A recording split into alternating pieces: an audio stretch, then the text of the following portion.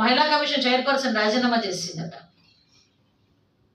Gift women's డేకి women తరపున మహిళా కమిషన్ ఇచ్చిన గిఫ్ట్ ఏంటంటే రాజీనామా చేసిందట. మరి ఆవిడకే కొడుకు మండిందో.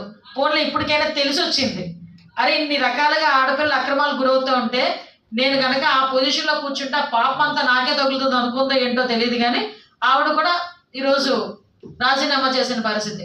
అంటే సొంత తల్లి వెళ్ళిపోయింది, ఇతగాడితో భరించలేనురా భగవంతుడా అని.